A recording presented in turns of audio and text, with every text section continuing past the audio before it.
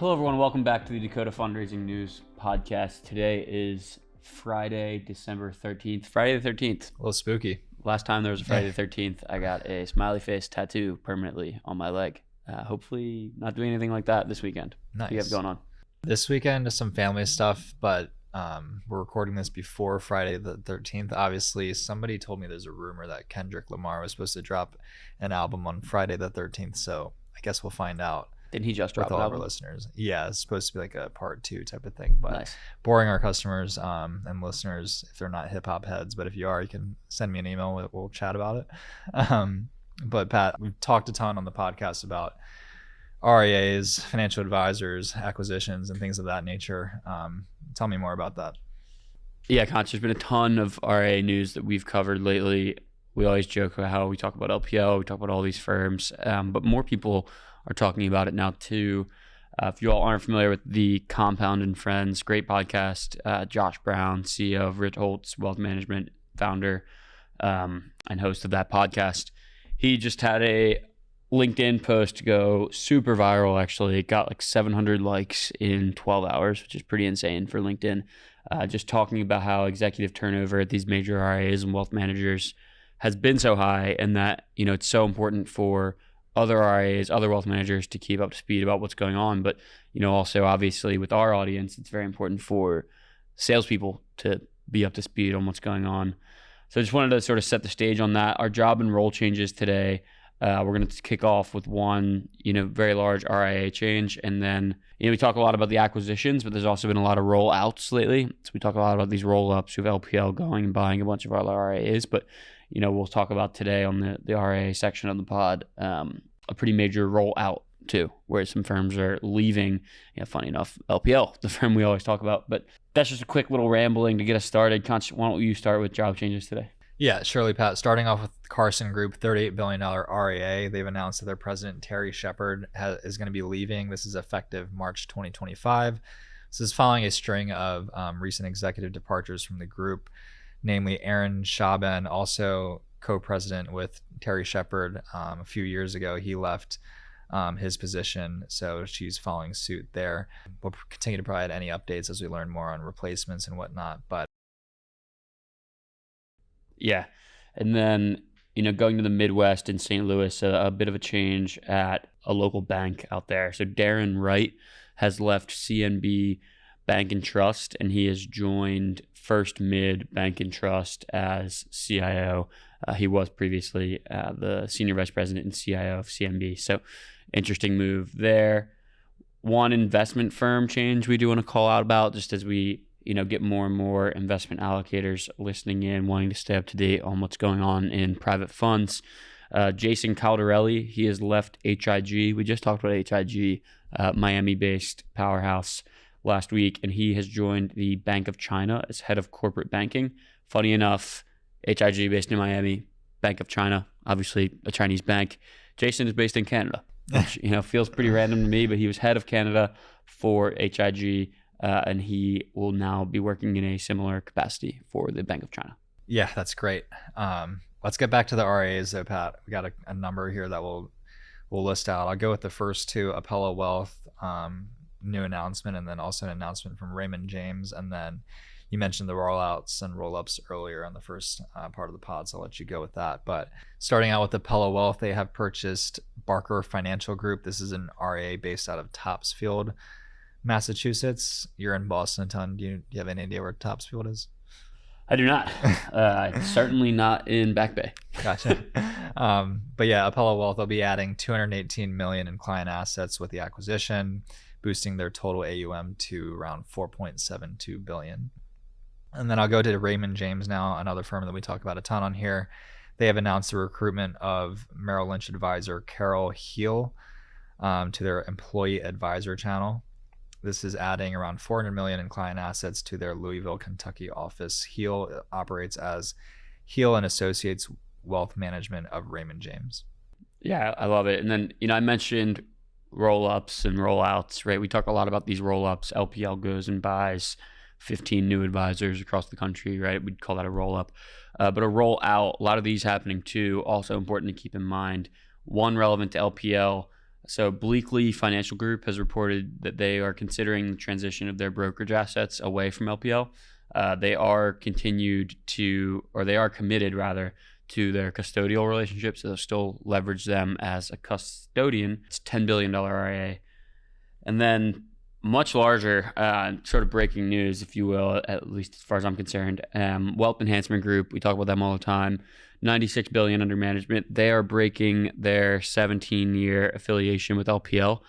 Both groups have already been working towards a smooth transition. Obviously, this is about $100 billion that is, supposedly all going to be leaving LPL. Sounds like at least $96 billion of it certainly is with Wealth Enhancement Group breaking off. Again, looks like they're both amicable about this, as they both have agreed that it'll be a smooth transition, but still interesting nonetheless. And we'll be interested to see what Wealth Enhancement Group does next, and and what LPL does next as well. Also kind of breaking news as well, North Dakota State Investment Board consultant change for them. They've historically used Callan as their consultant. This comes from a meeting December 10th actually, but they have hired NEPC to replace Callan. So if you're trying to reach out to North Dakota State Investment Board for whatever reason, pitching your fund, NEPC is going to be the firm to go to, not Callan anymore. Yeah, and it's Friday the 13th while we're recording this, or while you're listening to this, but if you were following me on LinkedIn, you would have seen that piece of news on Wednesday the 11th. So if you're not, please do. Building up that personal brand here, Pat. Huh? Yeah, gotta. Searches, why don't you lead us off with the first actual RFP, and then I'll get into some search updates and commitment plans. Yeah, fixed income, international and global fixed income, $110 million allocation that they're looking to create. That is the New Bedford Contributory Retirement System. They have $320 million under management, so it's roughly a third of their overall portfolio. Siegel Marco is their consultant. The deadline is Jan 8, so try to get that in before the end of the next few weeks if that is relevant. They are looking for multi-sector, global, unconstrained fixed income, and a commingled SIT strategy, predominantly allocation to U.S. accounts. Mutual funds will not be considered. Nice. Commitment pacing plans, we've been talking about them a ton in the fourth quarter here going into next year. San Diego City Employees Retirement, they use Aon as their consultant, which has assisted in their private equity and infrastructure plans for next year. Real quickly, San Diego, they manage around $10.5 billion in assets.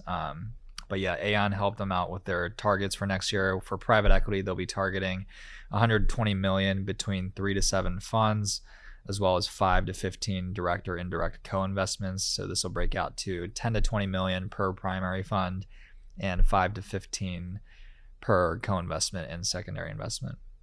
And then on the infrastructure side, 25 million in new commitments annually. This is between 2 to 5 funds per vintage year across primary funds, secondaries, and co-investments. I believe the meeting materials for all of that you can find in Dakota Marketplace as well.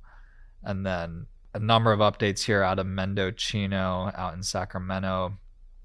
$750 million pension plan. They use Callan as their consultant. They gave an update on 3 of their searches currently. So for passive non-US developed managers, this was a search from earlier this year that we let you guys know. 2 firms have submitted proposals for this search. You're looking at Northern Trust and State Street that have submitted for that search. We'll provide updates on whenever they make a decision there. And then same thing for the following 2 emerging markets core managers. Artisan, Fidelity, and RBC submitted for that search. And then for non-US small cap, AQR, Brandeis, Causeway, and Dimensional Fund Advisors, DFA, they all 4 of those firms are being considered for that search. And as I mentioned, once we find the results of these, we'll provide updates there. A couple of hedge fund investments that we don't usually get to talk about, Pat. Why don't you let us know what San Francisco and Sacramento are doing? Yeah, we'll stay in Northern California here for this segment too, and then we'll jump to Wyoming, it sounds like. But starting with San Francisco Employees Retirement, they have made commitments to hedge fund, like you mentioned, that is an absolute return strategy run by FGP. That is the Redwood Fund. That was a $200 million allocation.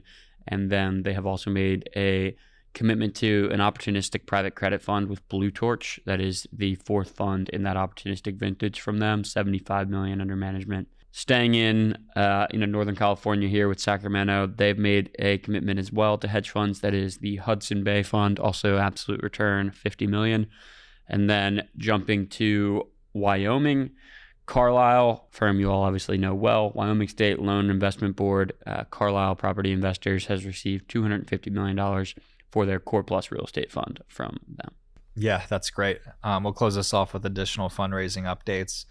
Apollo, massive firm. They recently closed their Apollo Investment Fund 10 back in August of last year with $20 billion in commitments, half of which have been deployed thus far. But they're looking to launch the 11th iteration of this fund. Be on the lookout for that early 2025. Like I said, they raised $20 billion for Fund 10. They'll be targeting up to $25 billion in capital for Fund 11. With their reputation and history, I'm sure they will have a successful fundraise, but good luck to those guys. Yeah, definitely. And then we'll stick on this topic, and then we actually have another update on the private credit ETF race. So starting first, though, Summit, New Jersey, so North Jersey-based firm, Energy Capital Partners, ECP for short. They have launched the 6th vintage of their flagship equity fund that is looking to raise $5 billion in commitments, which is 10% greater than what they targeted for their last fund. However, we do want to call out that they did surpass the target for their last fund pretty dramatically. So congratulations to them, and exciting to see them already back in the market.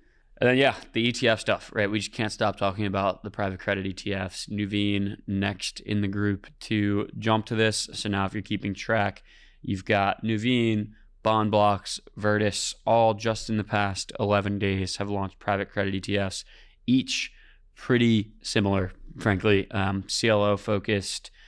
So it'll just be interesting to see which firm comes out on top, and I'm sure there'll be even more who are starting to play in that space.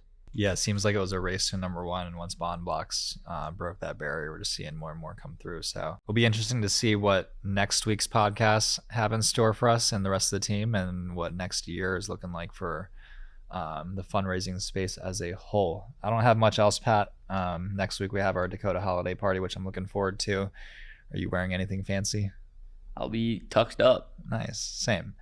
You guys won't see us there, but you guys will see us next week on the podcast and next year as well.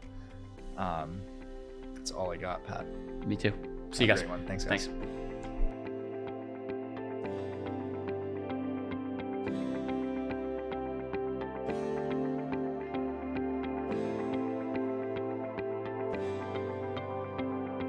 This episode is brought to you by Dakota Marketplace. Are you tired of constantly jumping between multiple databases and channels to find the right investment opportunities? Introducing Dakota Marketplace, the comprehensive institutional and intermediary database built by fundraisers for fundraisers. With Dakota Marketplace, you'll have access to all channels and asset classes in one place, saving you time and streamlining your fundraising process. Say goodbye to the frustration of searching through multiple databases, websites, Form ADVs, and say hello to a seamless and efficient fundraising experience. Sign up now and see the difference Dakota Marketplace can make for you. Visit dakota.com/Dakota-Marketplace today.